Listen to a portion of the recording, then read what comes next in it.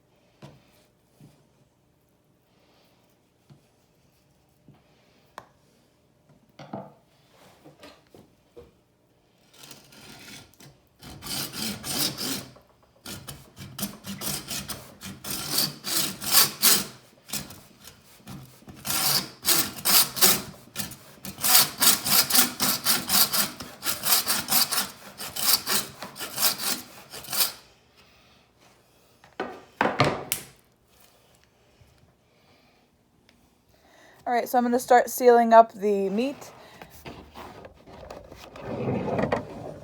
I'm using this older Food Saver, a vacuum sealer. My mom gave it to me and it's still working really good, so eventually I might replace that with a better quality sealer, but it works really good for what it is. So I'm starting with all of the goat tenderloins. It's probably about a pound or less, so it's 1 bag worth. You put it in this groove so that the air can get sucked out. You want to make sure the meat's not too close to it or whatever you're sealing, or it won't seal. So you flip this to operate, and then they have the evac seal.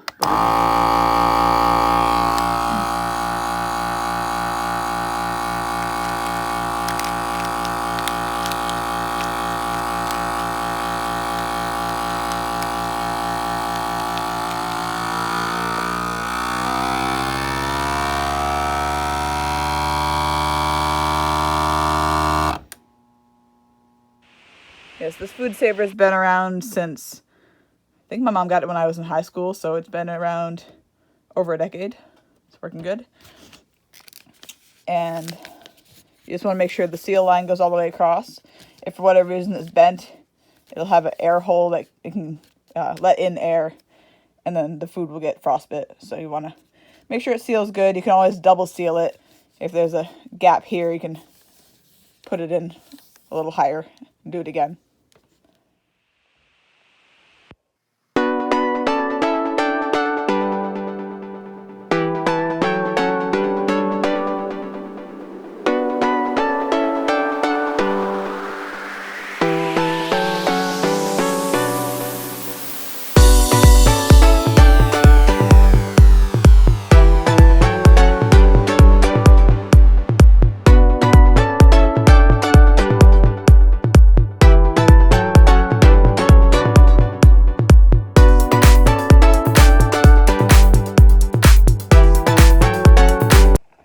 So the first year we raised the goats, we tried doing the goat backstrap in a fried goat chunks in a liquor sauce like we do with the venison, and it was delicious with the venison. With the goat, it was very tough and hard to eat.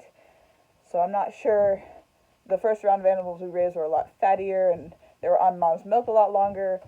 So I'm not sure if I try it with these, if it'll be a lot different. Last year I just opted to grind everything, and I made a bunch of sausage. So I'm going to try cooking up the backstraps again this year, see if I can make them into something a little nicer than ground. So.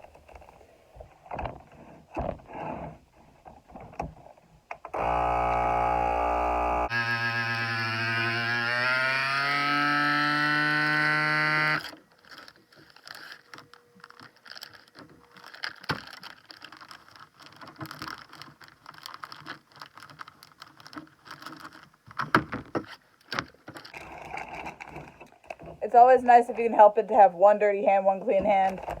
Try not to get meat on the outside of the bags.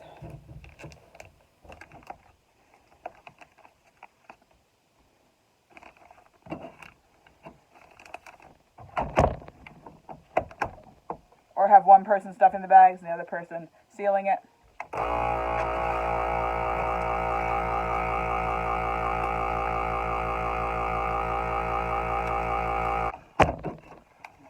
So for the tenderloins and the backstraps, I chose the quart-sized bag.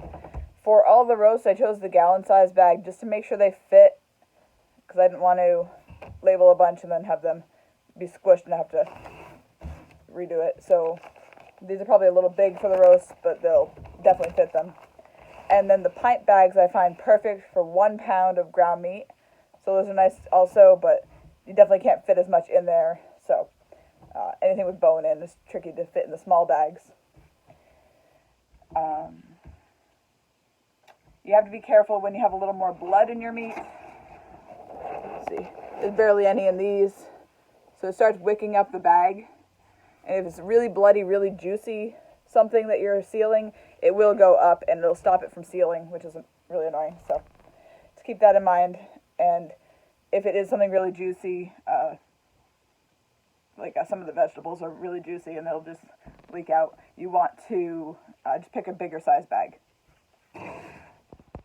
Now I'm going to go ahead and seal up all of the roast, 1 per gallon size bag, and I'll just show you the end result of those. But I have 3 different types of roasts.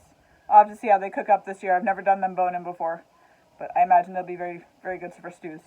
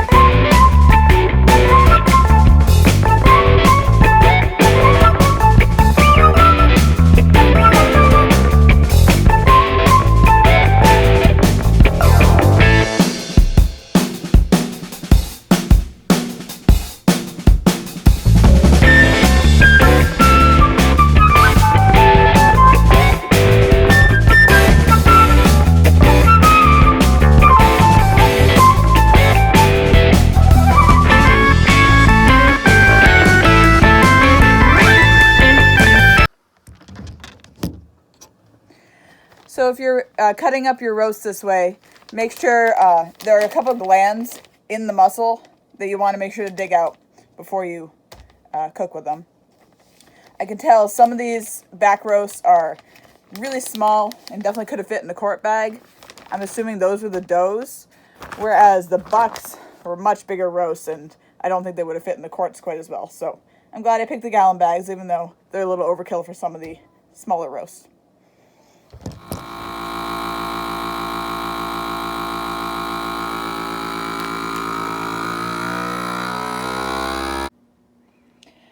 Oh, one other thing I just remembered.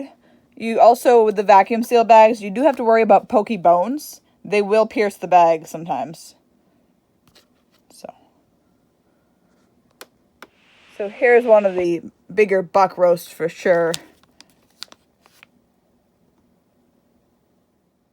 So I love having this stand-up fridge for meat. We just take old beach towels, old towels, and we layer them between the meat. And then we also put things in colanders to try to help remove as much blood as possible and let it age in the fridge.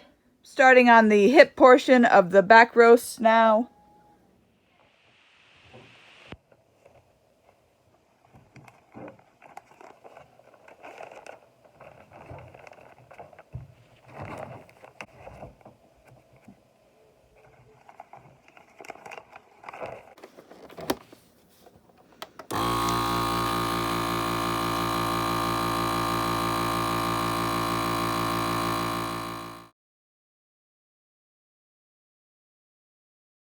Okay, so I'm going to seal up my last bowl of roasts now. These are the shoulder blade roasts for the fronts.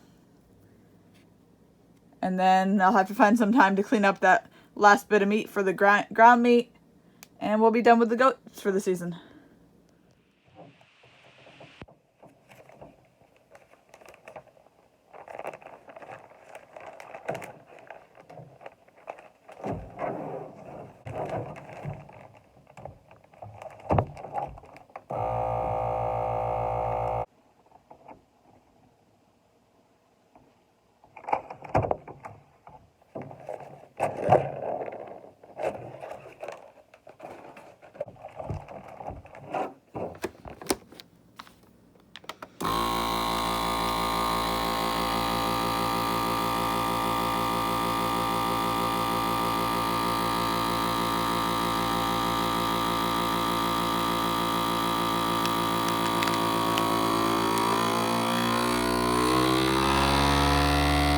Final weights. So I zeroed out the box. Let's see how much meat we ended up with, minus obviously the vacuum seal bags are going to be a little, make the number a little off, but all right, almost 50 pounds of meat. This little freezer is normally my venison freezer. So under these miscellaneous quart containers is just bags of ice from when we butchered the goats. I have one very small bag of ground venison left and about, I don't know, 15 steaks that'll go on top. So I'll have to reevaluate the freezer once hunting season comes. Figure out where we're putting everything.